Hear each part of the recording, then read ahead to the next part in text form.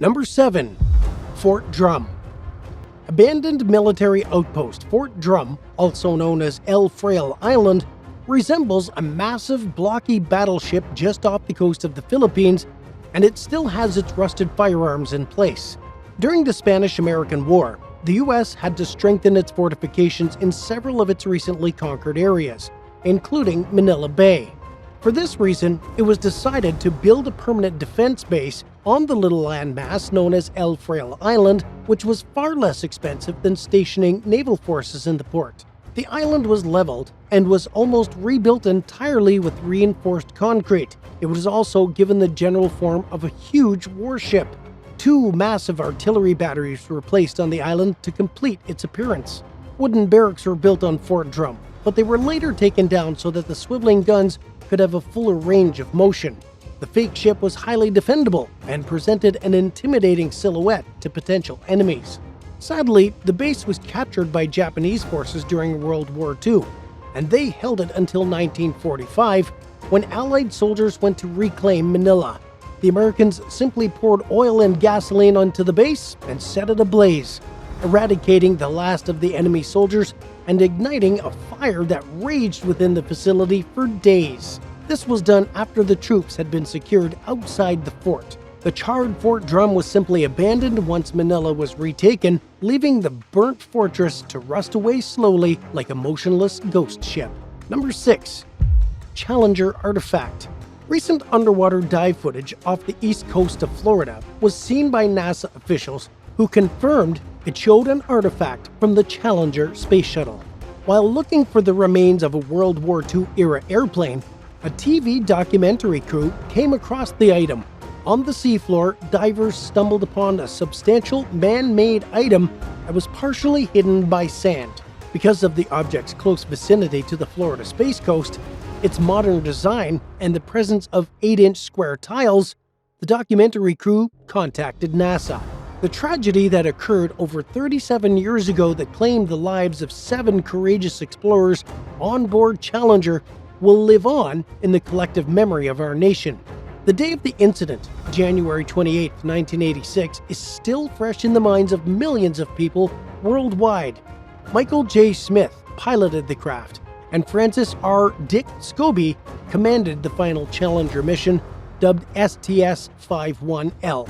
The other crew members included payload specialist Gregory B. Jarvis, instructor S. Krista McAuliffe, and mission specialists Ronald E. McNair, Ellison S. Onizuka, and Judith A. Resnick. The Challenger spacecraft and its 7 astronauts were lost 73 seconds after launch due to a serious failure. Unexpectedly chilly temperatures had an impact on the O-ring seal's integrity in the rocket booster segment joints, according to an agency investigation into the matter. The agency had set the launch as its 25th shuttle mission. A cold front brought freezing temperatures, causing ice to build on the shuttle while it sat overnight on Launch Pad 39B at the Kennedy Space Center in Florida.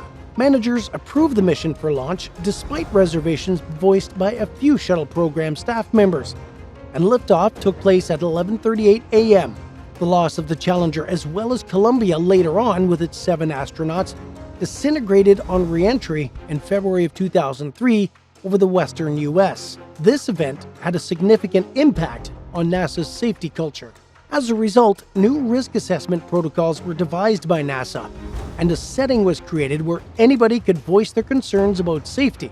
In order to communicate these lessons both internally and with other government, public, commercial, and international audiences, the agency has established the Apollo Challenger Columbia Lessons Learned program. The discovery of the Challenger relic is the subject of a History Channel documentary that debuted on November 22, 2022. Despite the fact that the episode will be part of a series on the Bermuda Triangle, the artifact was actually discovered far northwest of the mysterious location, off Florida's Space Coast. NASA is currently considering what additional actions it may take in order to properly honor the legacy of the Challenger's fallen astronauts, as well as the families who loved them. Number 5. Yeast from a shipwreck. By using yeast that was found in the oldest beer bottle ever discovered, a group of scientists created a brand new beverage called Preservation Ale. The bottle was recovered from the Sydney Cove shipwreck, which capsized in 1797. On Preservation Island, off the coast of Tasmania, the Sydney Cove was sailing from Calcutta when it ran aground. Throughout the following decades, the wreck was investigated after it was discovered in 1977. Divers found 26 unopened beer bottles in the ship's hold about 20 years ago. Yeast samples were collected by researchers from one of the bottles, and then they cultivated it. Afterward, they used that yeast to brew some beer. Genetic analysis revealed that the yeast they collected from the old beer bottle is closely related to the yeast that's used in Trappist ale. According to the experts, the preservation ale has a sweet, almost cider-like flavor that's consistent with historical descriptions. From a scientific perspective, this is a unique chance to examine ancient bacteria, and this beer may reveal a lot about the nutrition and health of the people that lived in the 18th century. The microbes detected in the recovered beer bottles will be further investigated by the researchers, and there's even negotiations happening between several commercial breweries to bring this preservation ale to the general public. Who knows? In the next couple of years, you may be able to pick up some preservation ale at your local liquor store. Would you ever consider trying preservation ale yourself? Let us know in the comments, and while you're at it, hit that subscribe button. Number 4. Worm Highway. 500 million years ago, the ocean floor was believed to be completely void of life. It was considered an ancient dead zone that didn't have the necessary oxygen for most life forms to survive. Now, researchers are questioning that presumption in light of a recent discovery. Geologists have revealed a superhighway of old worm tunnels that were hidden within a chunk of the ancient seafloor in northern Canada. The fossilized tunnels date all the way back to the Cambrian period, suggesting that even the deepest seabeds once harbored more life and oxygen than previously believed. The Cambrian epoch occurred 270 million years before the emergence of the first dinosaurs. A geologist and paleontologist from the University of Saskatchewan named Brian Pratt made the finding 35 years after he initially collected sedimentary rocks from the Mackenzie Mountains. The tunnels where these ancient worms once roamed weren't visible until Pratt used image editing and a flatbed scanner to bring them back to life. A pleasant surprise awaited in the rock slices, a plethora of intricately patterned burrows that were unusually well-defined.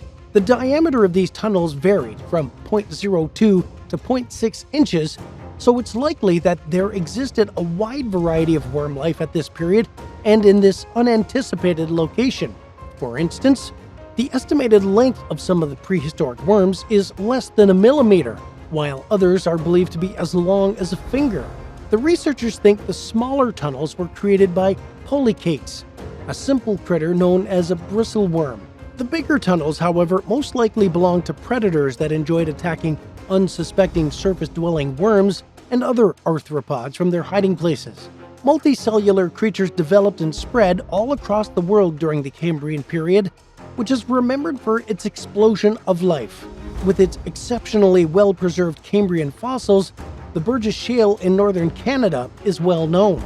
Experts hypothesized that the reason that these fossils were so well preserved was that they'd fallen to the ocean floor, where there was less oxygen to speed up their decomposition and fewer creatures to devour the evidence. If this new study is right, and there really was life on the seafloor, we might need to reconsider some of our presumptions about ancient seas and the continental shelves they rest upon. Number 3. Titanic artifacts. For 73 years, the Titanic's remains were lost at sea.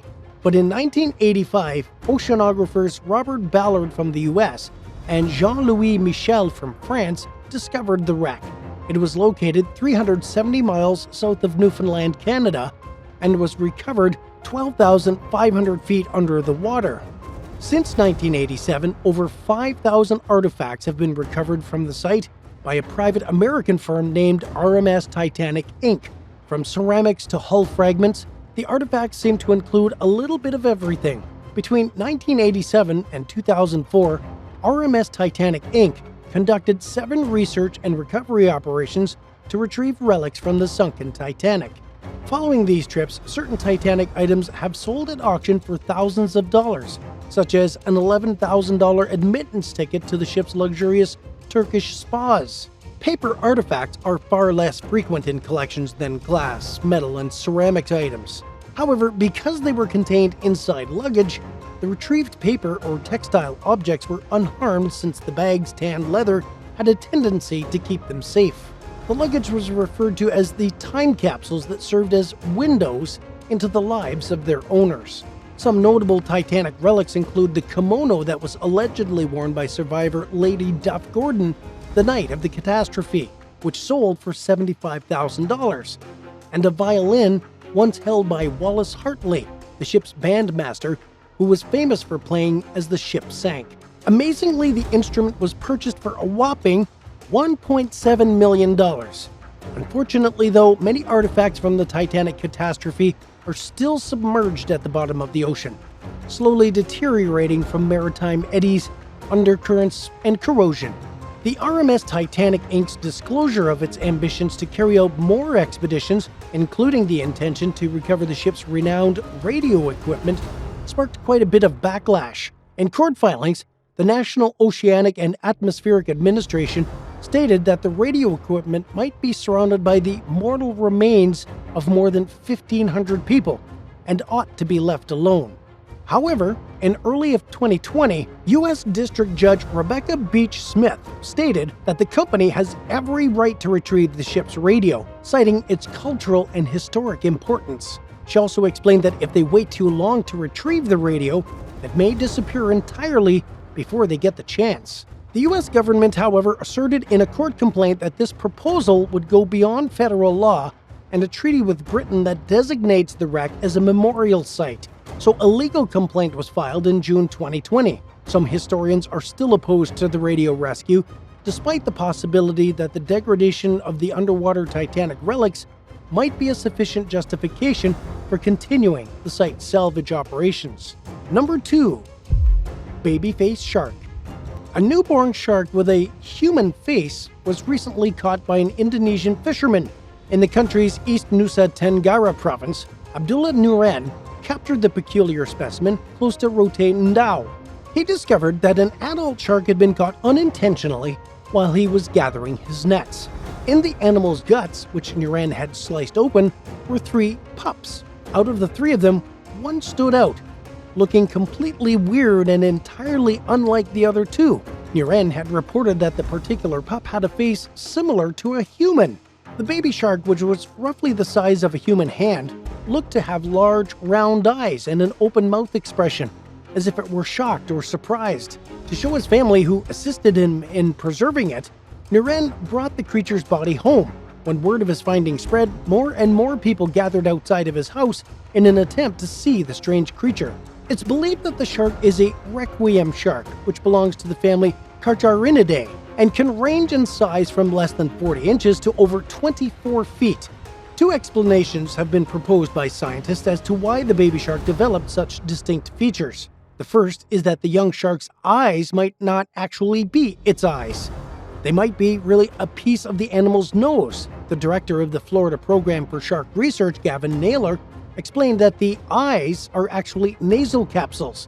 They just hadn't had the chance to close yet. He said that by rolling the shark on its stomach, its real eyes could likely be seen placed dorsolaterally. However, it's also possible that the baby shark was born with an abnormality of some sort. Neil Hammerschlag, a research professor at the University of Miami's Rosenstiel School of Marine and Atmospheric Science, has his reservations regarding the validity of the baby shark photos. But if they're real, he believes a congenital defect is likely to blame. Amazingly, the strange creature isn't the first to resemble a person. A similar unexpected discovery was made by fishermen in October of 2020 when an Indonesian mother shark was caught in their net. They found 2 typical pups and 1 unusual one when they cut open the shark.